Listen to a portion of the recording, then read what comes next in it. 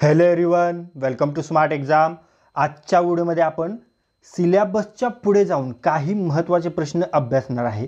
आजच्या व्हिडिओमध्ये आपण तुमच्या येणाऱ्या आरोग्य विभागाच्या आरोग्य सेविका भरतीवर फोकस करून आरोग्य सेविका पदासंबंधीचे जे तांत्रिक प्रश्न आहेत ते तांत्रिक प्रश्न अभ्यासणार आहे आणि हे सर्व प्रश्न आपण खूप सखोल अभ्यास करून बनवलेले आहेत, जेणेकरून तुमच्या परीक्षेमध्ये या व्हिडिओच्या बाहेर प्रश्न जाऊच नाही। तुम्ही जेव्हा ॲक्च्युअल परीक्षा देत असाल तेव्हा तुम्हाला या व्हिडिओमधीलच प्रश्न दिसावेत, या स्वरूपाचेच हे सर्व प्रश्न आहेत। त्यामुळे हा व्हिडिओ काळजीपूर्वक पहा आणि हा व्हिडिओ जास्तीत जास्त वेळा रिवाइज करा। चला तर वेळ न घालवता हा अतिमहत्त्वाचा व्हिडिओ स्टार्ट करू। पहा, पहिला प्रश्न,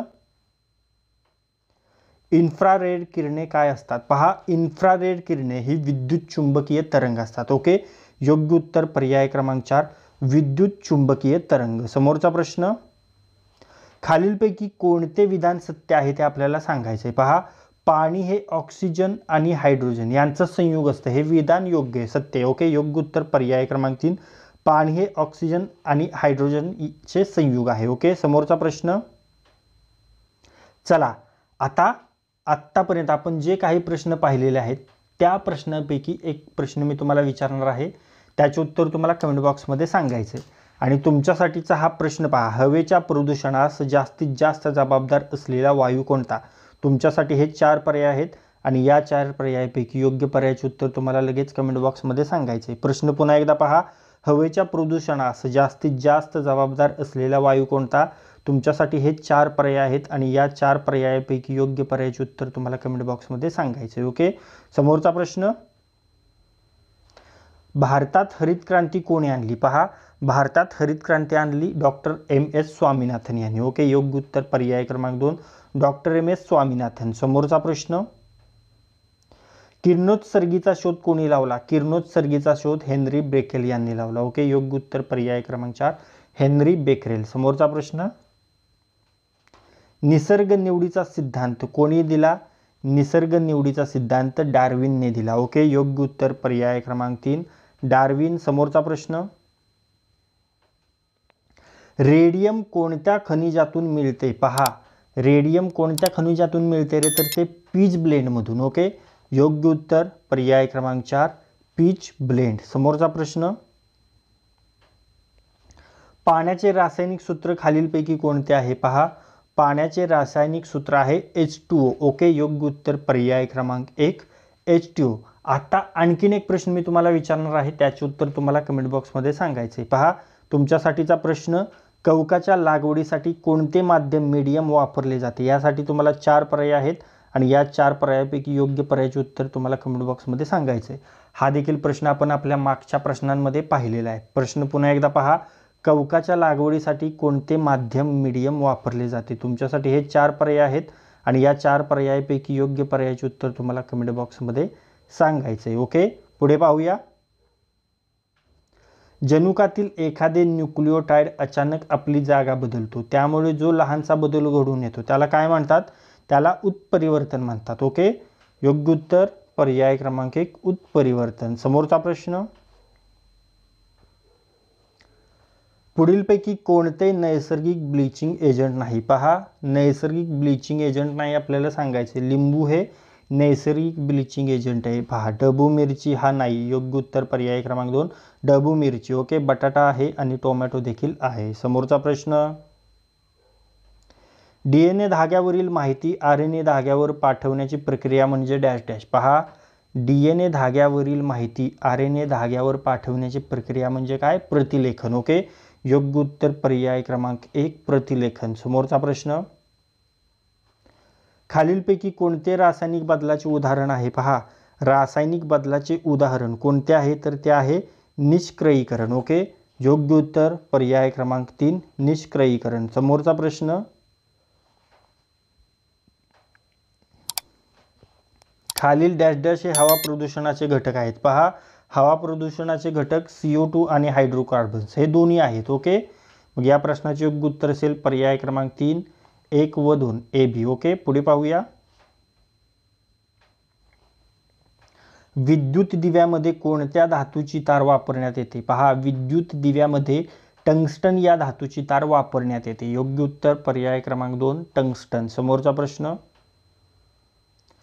खालीलपैकी कोणती जैविक खते आहेत? पहा, जैविक खते आपल्याला सांगायची आहेत. युरिया जैविक खत आहे का? तर नाही, ते रासायनिक खत आहे. रायबोझियम जैविक खत आहे. नॉस्टॉक जैविक खत आहे. मग या प्रश्नाचे योग्य उत्तर असेल पर्याय क्रमांक 4 3 व 3 बी व सी. ओके. समोरचा प्रश्न, डॅश डॅशद्वारे AC व DC मध्ये रूपांतर केले जाते? पहा, AC व DC मध्ये रूपांतर कशाद्वारे केले जाते? चला, कोणाकोणाला येतंय AC व DC मध्ये रूपांतर? तर रेक्टिफायरद्वारे केले जाते. ओके. योग्य उत्तर पर्याय क्रमांक 2 रेक्टिफायरद्वारे. ओके. समोरचा प्रश्न, श्वेत क्रांती म्हणजे काय? चला, कोणाकोणाला येतंय? श्वेत क्रांती म्हणजे, खूप इझी क्वेश्चन आहे हा आणि बऱ्याच वेळा विचारलेला देखील प्रश्न आहे. तर तो आहे दूध क्रांती. ओके. योग्य उत्तर पर्याय क्रमांक 1 दूध क्रांती. समोरचा प्रश्न, SI पद्धतीत विभवांतराचे एकक काय आहे? पहा, SI पद्धतीत विभवांतराचे एकक हे आहे व्होल्ट. ओके. योग्य उत्तर पर्याय क्रमांक 1 व्होल्ट. समोरचा प्रश्न, डांबर गोळी हवेत उघडी ठेवल्यास तिचा आकार कमी होणे हा कोणता बदल आहे? डांबर गोळी हवेत उघडी ठेवल्यास तिचा आकार कमी होणे हा रासायनिक बदल आहे. ओके. योग्य उत्तर पर्याय क्रमांक 1 रासायनिक. समोरचा प्रश्न, सूर्यकिरणांचा त्वचेशी संपर्क झाल्यावर त्वचेखाली डॅश डॅश तयार होते? पहा, सूर्यकिरणांचा त्वचेशी संपर्क झाल्यावर आपणास सर्वांना माहिती आहे त्वचेखाली जीवनसत्व ड तयार होते. ओके. योग्य उत्तर पर्याय क्रमांक 4 जीवनसत्व ड. समोरचा प्रश्न, डॅश डॅश वायू ज्वलनाला मदत करतो? ऑक्सिजन हा वायू ज्वलनाला मदत करतो. ओके. योग्य उत्तर पर्याय क्रमांक 1 ऑक्सिजन. समोरचा प्रश्न, पहा, विद्युत चलित्र हे डॅश डॅश नियमाचे उपाययोजन आहे? विद्युत चलित्र हे फ्लेमिंगचा डाव्या हाताचा नियम या नियमाचे उपयोजन आहे. ओके. योग्य उत्तर पर्याय क्रमांक 2 फ्लेमिंगच्या डाव्या हाताचा नियम. समोरचा प्रश्न, लसीच्या कुपीवरील VVM म्हणजे काय? पहा, लसीच्या कुपीवर जे VVM असतं ते म्हणजे वॅक्सिन वाईल मॉनिटर असतं. ओके. योग्य उत्तर पर्याय क्रमांक 1 वॅक्सिन वाईल मॉनिटर. हा प्रश्न देखील आपण बऱ्याच वेळा पाहिलेला आहे. समोरचा प्रश्न, बॉडी मास इंडेक्स BMI मध्ये शरीरातील कोणत्या घटकांचे अंदाजित प्रमाण दर्शवले जाते? पहा, बॉडी मास इंडेक्स BMI मध्ये चरबीचे प्रमाण दर्शवले जाते. ओके. मग या प्रश्नाचे योग्य उत्तर असेल पर्याय क्रमांक 2 चरबी. समोरचा प्रश्न, पुढीलपैकी डॅश डॅश जीवनसत्व हाडांच्या बळकटीसाठी महत्त्वाचे आहे? पहा, हाडांच्या बळकटीसाठी कोणते जीवनसत्व महत्त्वाचे आहे? तर ते जीवनसत्व आहे ड. ओके. योग्य उत्तर पर्याय क्रमांक 4 ड. समोरचा प्रश्न, रासायनिक अभिक्रियेचा वेग डॅश डॅशमुळे वाढतो? पहा, रासायनिक अभिक्रियेचा वेग उत्प्रेरकांमुळे वाढतो. योग्य उत्तर पर्याय क्रमांक 3 उत्प्रेरक. हा देखील प्रश्न आपण बऱ्याच वेळा पाहिलेला प्रश्न आहे. पुढे पाहूया, लिंबाच्या रसामध्ये कोणते आम्ल असते? आपणा सर्वांना माहिती आहे लिंबाच्या रसामध्ये सायट्रिक आम्ल असते. ओके. योग्य उत्तर पर्याय क्रमांक 1 सायट्रिक. तर मित्रांनो, या व्हिडिओमध्ये आज आपण तुमच्या येणाऱ्या आरोग्य विभागाच्या आरोग्य सेविका भरतीवर फोकस करून आरोग्य सेविका पदासंबंधीचे जे तांत्रिक प्रश्न आहेत ते तांत्रिक प्रश्न अभ्यासलेले आहेत आणि हे सर्व प्रश्न आपण खूप सखोल अभ्यास करून बनवलेले आहेत, जेणेकरून तुमच्या परीक्षेमध्ये या व्हिडिओच्या बाहेर प्रश्न जाऊच नाही.